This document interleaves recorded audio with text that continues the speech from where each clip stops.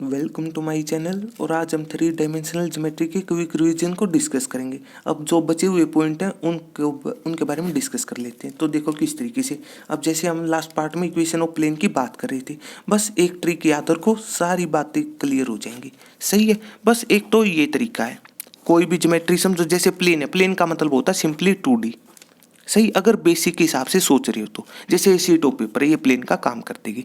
सही है, तो इस तरीके बस एक ट्रिक बताई थी। चलो अब ट्रिक के बारे में डिस्कस कर लेते। मतलब 6-7 कंसेप्ट है +2 में ये चीज़ों के बारे में, ठीक है ना। और ये नहीं कि हर याद रखो, ठीक है ना, मतलब अलग अलग फॉर्म होते हैं, अलग अलग रिजल्ट होते हैं, हर फॉर्मूला थोड़ी ना याद रहेगा। सिंपल सा लॉजिक है। और कुछ कमी भी होती है, कुछ कमी भी होती है वहाँ पर, कि मतलब फॉर्मूला भी याद रखा फिर भी कोई फ़ायदा नहीं, मतलब दोबारा भी कैलकुलेशन करनी पड़ सकती है जब पॉइंट भी निकालना पड़ जाए तो।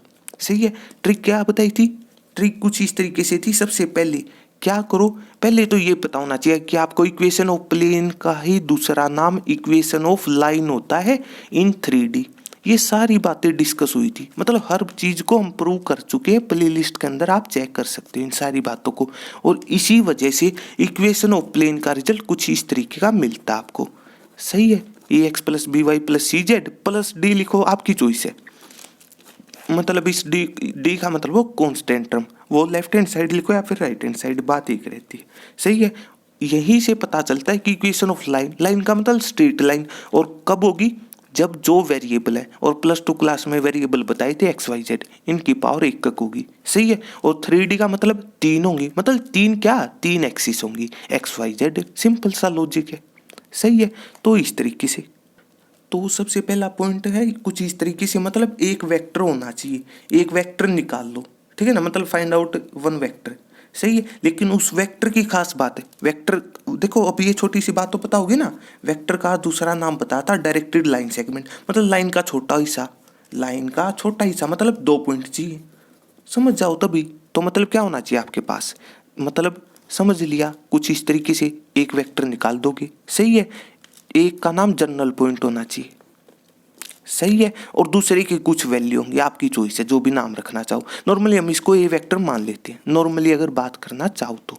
सही है, तो निकाल लोगे एक वेक्टर, अब आपकी चॉइस है। मतलब हम पी पॉइंट, ये तो पी पॉइंट है, वेक्टर नहीं बना है, वेक्टर मतलब ओपी वेक्टर नाम देते हैं हम नॉर्मली जनरल पॉइंट का नाम।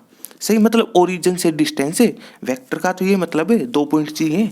तो आपको कैसे पता चला XYZ, इस बात का ये मतलब था। सही है, तो ओपी वेक्टर आर वेक्टर कह दो, और किसी पॉइंट से वेक्टर लिखने का तरीका बताते हैं, ये तो केवल नंबर है, इनके रिस्पेक्टिव मल्टीप्लाई कर देना आई कैप जे कैप के कैप के साथ, लो सारी बातें वही है, बाद में ऐड कर देना सभी को, निकल गया आर वेक्टर। सही है, तो यहाँ पर ये है कि सबसे पहले एक वेक्टर निकाल देना, अगर इस हिसाब से समझ रहे हो तो r - a निकाल देना, सबसे पहला काम। लेकिन एक खास बात है यहाँ पर, क्या, कि जब एक वेक्टर निकालो ना, पूरे रिजल्ट में आर वेक्टर केवल और केवल एक बार आना चाहिए, जो भी फॉर्मूला बनता हो आपका लास्ट में, ठीक है ना, वहां पर आर वेक्टर केवल एक बार आना चाहिए। ये मेन बात है। क्यों क्यों आना चाहिए एक बार, क्योंकि इस वजह से स्ट्रेट लाइन कब होंगी, जब उनकी पावर 1 होगी। सही है, ये सारी बातें डिस्कस हो चुकी हैं। तो यहाँ पर सिंपली ये और कह दो कि आर वेक्टर यूज हो, इस तरीके से याद रख लेना आप, और एक बार यूज हो, सिंपल सा लॉजिक है, इसका ये मतलब था केवल और केवल। सही है, इसके बाद सेकंड पॉइंट, एक वेक्टर निकाल दोगे, उससे अगला काम, वेक्टर जो ये प्लेन है ना, प्लेन के एक परपेंडिकुलर लाइन निकाल देना, प्लेन के एक परपेंडिकुलर लाइन आ जाए, और उसके हमें डायरेक्शन रेशो चाहिए होते हैं, डायरेक्शन रेशो चाहिए हमें केवल और केवल। इस बात का मतलब, जैसे प्लेन है, मतलब ये है equation of plane in general form, यहाँ पर XYZ तो वही कि प्लेन पर कोई पॉइंट XYZ टाइप का, सिंपल सा लॉजिक। सही है, डी है कोई कांस्टेंट, उससे हमें फर्क पड़ेगा नहीं, लेकिन ABC क्या है, ये मेन बात है यहाँ पर। प्लेन है, जैसे ये प्लेन मान लिया आपने 2D, इसके कोई परपेंडिकुलर लाइन जा रही है, उस लाइन के डायरेक्शन रेशो होते हैं ABC। और यही इंपॉर्टेंट पॉइंट था यहाँ पर, कि ऐसा क्यों होता है कि जैसे प्लेन में, ठीक है ना, जैसे लाइन तो फिर भी आपको समझ में आता है, जैसे लाइन के कोई दूसरी पैरेलल लाइन है, और मतलब उसके डायरेक्शन रेशो काम आ जाते हैं जब 2 लाइन पैरेलल हो। सही है। और या फिर को दूसरी को उठा के उस एक दूसरे के ऊपर रख दिया, ये वेक्टर से आप बात डिफाइन कर सकते हो। मतलब ये बात समझ में आती है कि एक दूसरे को ऊपर रख दिया, मतलब एक ही चीज है। लेकिन यहाँ पर ऐसा क्या हुआ कि मतलब प्लेन की परपेंडिकुलर लाइन है जो उसके डायरेक्शन रेशो चाहिए। ये सारी बातें प्रूव कर चुके हैं, जब समरी ऑफ 3D डिस्कस हुई थी वहां पर कुछ इंपॉर्टेंट पॉइंट थे, वो जरूर चेक कर लेना आप। सही है, मतलब ये अच्छी बातें या फिर को स्पेशल है।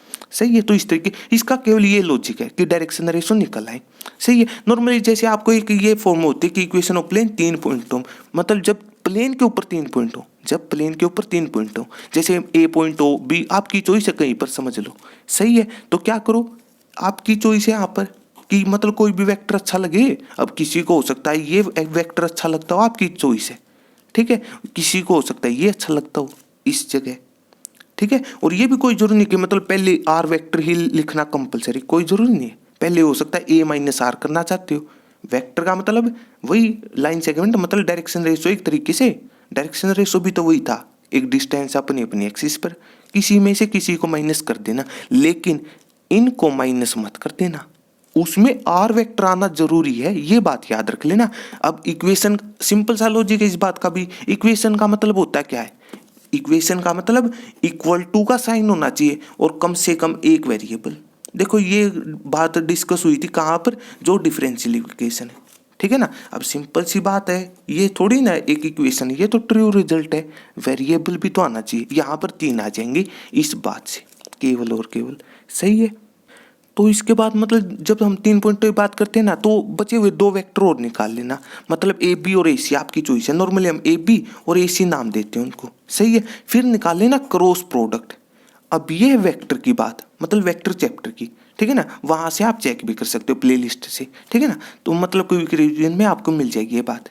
ए बी क्रॉस ए सी, इस बात का ये मतलब होता है कि दो, ये सिंपली 2 वेक्टर हैं। ठीक है, 2 वेक्टरों की क्रॉस प्रोडक्ट, मतलब जो इनका रिजल्ट आएगा ना, वो एक ऐसा वेक्टर होता है जो दोनों के परपेंडिकुलर होगा। इस बात का सिंपल सा ये लॉजिक है। 2 वेक्टरों की क्रॉस प्रोडक्ट का एक ऐसा रिजल्ट, मतलब एक ऐसा वेक्टर आता है जो इसके परपेंडिकुलर होगा, और वही आपको चाहिए था कि प्लेन के परपेंडिकुलर एक लाइन आ जाए, बात खत्म, उसके डायरेक्शन रेशो काम किए। सही है, इसके बाद तीसरा पॉइंट क्या करना है, इसके बाद कुछ नहीं, ए डॉट बी का, ठीक है ना, मतलब डॉट प्रोडक्ट का फॉर्मूला अप्लाई करते हैं, लेकिन कौन सा, परपेंडिकुलर वाला। सही है, परपेंडिकुलर वाला मतलब वही 2 वेक्टरों की डॉट प्रोडक्ट। दो, ये क्या है, 2 वेक्टरों का डिफरेंस भी तो एक वेक्टर आएगा, छोटी छोटी बातें, और दूसरा वेक्टर ये हो जाएगा, दूसरा वेक्टर ये हो जाएगा। सही है, और इनके डॉट प्रोडक्ट 0 के बराबर पुट कर देना। क्यों, क्योंकि थीटा बन रहा है 90 डिग्री।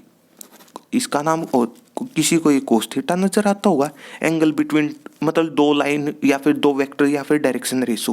देखो ये पार्ट 1 में, क्विक रीजन के पार्ट 1 में डिस्कस हो चुकी थी ये बातें। पार्ट 1 को या फिर पार्ट 2 वो आप चेक कर लेना। सही है, और यहाँ पर मतलब थीटा 90 हो जाएगा, तो कोस 90 0 होता है। सिंपल सा लॉजिक, बताओ क्या है इसके अंदर। सही है, तो मतलब यहाँ पर कुछ नहीं, इस चीज का केवल और केवल ये मतलब है, ये वाली बात कि आपको डायरेक्शन रेशो मिल जाए। मेन तो ये बात है, इस फॉर्म में इस टाइप से मिलते हैं, अलग अलग फॉर्म होती है, अलग अलग चीजों से मिलते हैं, मतलब केवल ज्योमेट्री समझो, बात खत्म। सही है, तो इस तरीके से। तो अब जैसे चलो एक बात और डिस्कस कर लेते हैं आपके साथ कि इक्वेशन ऑफ प्लेन लिखनी है आपने कब, जब यहाँ पर मतलब आप चलो ये फॉर्म लेके चल पड़ो कि कब, जैसे एक पॉइंट हो, ठीक है ना, और उसके 2 पैरेलल लाइन है। समझने के लिए तो क्या करना आपने, कुछ नहीं, जैसे प्लेन है, सिंपल सा लॉजिक है, उस पर एक पॉइंट होने का मतलब है ये चीज, कोई ए पॉइंट मान लिया आपने, आपकी चॉइस है। सही है, 2 पैरेलल लाइन का मतलब केवल ज्योमेट्री समझो, बात खत्म, केवल ज्योमेट्री समझो, बात खत्म।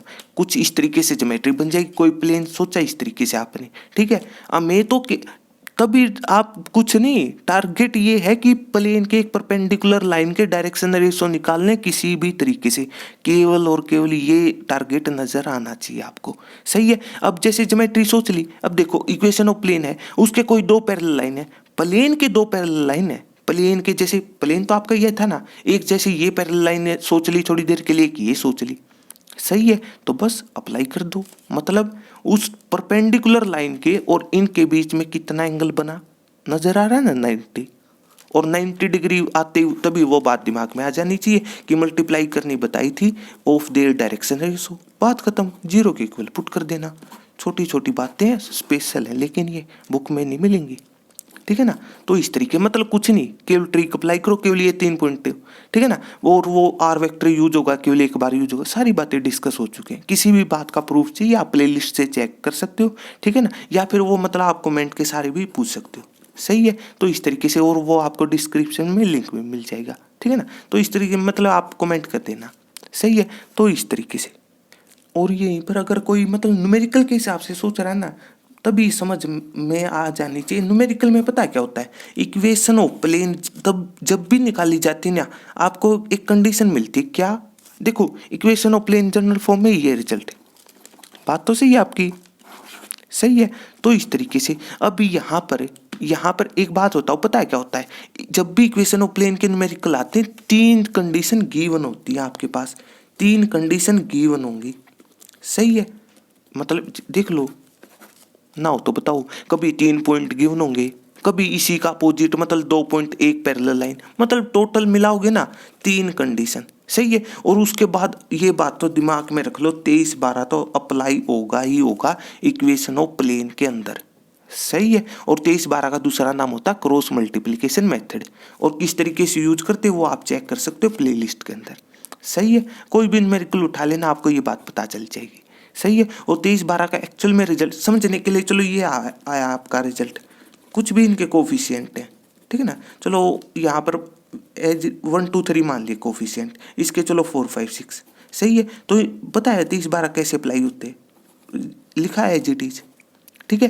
तो जो सेकंड वेरिएबल, अब तक चॉइस होती है आपके पास कि मतलब जो भी पैटर्न अच्छा लगता हो, मतलब ABC का, किसी को ABC अच्छा लगता हो, किसी को इन्हीं में BAC टाइप का, मतलब जितने भी बनते हैं, मतलब शुरू में नॉर्मली हम ABC लेकर ही चलते हैं, आपकी चॉइस है, बदल भी सकते हो, ठीक है ना। नॉर्मली हम यही रखते हैं। तो बस कुछ नहीं, जो सेकंड वेरिएबल उसके कोफिशिएंट, तो देख लो क्या है, 2 और 5 लिखे, यहाँ पर भी अगर यहाँ पर ये हो तो कोफिशिएंट -2 हो जाएंगे, इस तरीके से, सही है। उसके बाद अब यहाँ पर भी चॉइस है कि कौन से को ऊपर रखना चाहते हो, कौन सी इक्वेशन को ऊपर रखना चाहते हो, उसी के हिसाब से ये ऊपर और नीचे वाली चीज़ें डिसाइड होती हैं, ठीक है ना। तो बस यहाँ पर बस कुछ नहीं, फिर थर्ड वेरिएबल उसके कोफिशिएंट लिख दिए, फर्स्ट वेरिएबल के कोफिशिएंट लिख दिए, क्रॉस मल्टीप्लाई कर देना, मतलब एक तरीके से डिटर्मिनेंट निकलता है। कैलकुलेशन से के हिसाब से बात करें तो A/by, सही है। मतलब वही पैटर्न जो आपने चूज किया था, यहाँ से A की वैल्यू मिल जाएगी, यहाँ से B की वैल्यू, यहाँ से C की वैल्यू, सही है। तो A की वैल्यू क्रॉस मल्टीप्लाई करोगे -12, लेकिन याद रख लेना, नीचे से ऊपर जाओगे डिटर्मिनेंट सोल्व होता है एक तरीके से यहाँ पर, और हमेशा ही माइनस का साइन आएगा फॉर्मूले की वजह से। तो 5 × 3 15, सही। मतलब इसी तरीके से B की वैल्यू यहाँ से निकाल लोगे, यहाँ से C की वैल्यू निकल आएगी, लेकिन ये सारी की सारी किसी कांस्टेंट के बराबर होती है। अगर लैम्डा लिखना चाहो समझने के लिए, ये वो वाला लैम्डा नहीं है, मतलब वो लाइन वाला, देखो यहाँ पर कंफ्यूज मत होना, या फिर कोई और कांस्टेंट नाम रख लो, आपकी इच्छा है, जो भी अच्छा लगता हो वो रख लिया समझने के लिए, सही है। लेकिन यहाँ पर फिर एक बात अप्लाई हो जाती है, मतलब A का रिजल्ट ये डिवाइड वाला ही है, लेकिन एक्चुअल में कंपेयर करने के बाद, सही है। और फिर वो बात अप्लाई हो जाती है कि डायरेक्शन रेशियो के अंदर हम सेम फैक्टर से मल्टीप्लाई और डिवाइड कर सकते हैं। इस बात का भी प्रूफ बताया था आपको, वो आप जो समरी है 3D की, वहाँ से चेक कर लेना, हर बात का प्रूफ बताया था। ये नहीं कि मतलब डायरेक्ट कह दी कोई बात, प्रूफ होना चाहिए उस चीज़ का, सही है। तो इस तरीके से ये तो बेसिक, ठीक है ना। और जो इसका नेक्स्ट पार्ट है क्विक रिवीजन का, वहाँ पर हम कुछ स्पेशल बातें डिस्कस करेंगे, मतलब कम्पिटिटिव एग्जाम के हिसाब से, ठीक है ना। ये तो अब तक केवल +2 के हिसाब से, मतलब कोई भी फॉर्मूला याद ना रखना हो, ज्योमेट्री समझी, बात खत्म, इतनी बात आपकी सही, ठीक है ना। और साथ के साथ एक और कंसेप्ट रह चुका है यहाँ पर, क्या कि मतलब जब 2 प्लेन गिवन हो वहाँ पर डिस्टेंस निकालना, ठीक है ना। तो इस तरीके से, तो इस चीज़ को हम नेक्स्ट पार्ट में डिस्कस कर लेंगे, सही है। तो अगर आपको मेरी वीडियो अच्छी लगी तो इसको लाइक कीजिए और मेरे चैनल को सब्सक्राइब कीजिए। तब तक के लिए थैंक यू।